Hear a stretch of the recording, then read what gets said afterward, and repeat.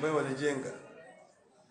Eneo zingine kubwa ya Kenya ambayo iko mashariki, asilimia karibu 70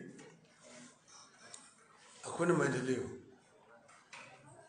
Sasa mimi ningependa wewe katika enzi yako uwe rais ambaye chini yake Kenya imepanuliwa kupeleka mashariki. Nikamwambia mimi nilikuwa nimeenda Ethiopia kukutana na waziri wa barabara wa Ethiopia. Wakaniambia kwamba hii barabara kutoka Ethiopia kuna shida. Manake sasa Eritrea imeenda, wanaenda mpaka kule Djibouti kule kuleta bidhaa zao ndani. Kiwa unafikiri kusini wa Ethiopia inaweza kupata huduma vizuri kutoka kwa bandari ya Mombasa.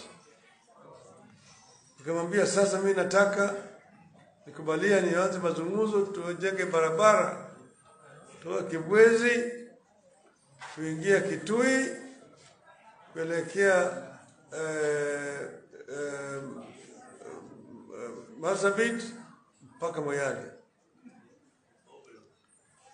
Halafu vile vile tujenge barabara nyingine kutoka hapo Isiolo ikipitia Modogashe ingia Wajia iende mpaka Mandera. Halafu nyingine toka Garissa napita Nuno naingia Modogashe na kulala na hii kuelekea Mandera. Nyingine toke hapo Wajia town elekea Moyale. Haya ilikuwa ni mpango yangu mimi. Mpango na mimi. Wakati hiyo. Sasa akaniambia kwa nini tusifanye? Nikasema mimi nilikuja kuomba kibali kwako. Niende kuongea na wafadhili ambao wanaweza kuleta pesa kujenga hizo barabara. Sasa tukaanza ile Garissa, Nuno kupitia Modogashe. Mimi ndio nilianza kujenga. Isiolo kuelekea Marsabit. Mimi ndio nilichora nikaweka Kibaki tukazindua hii barabara ujenzi yake. Ikaanza kufanyika.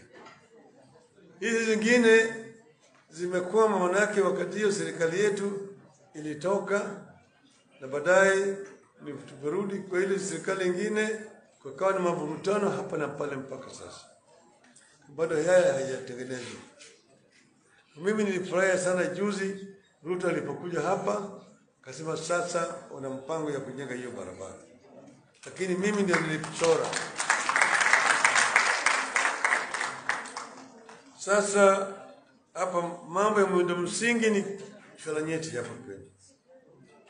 Pili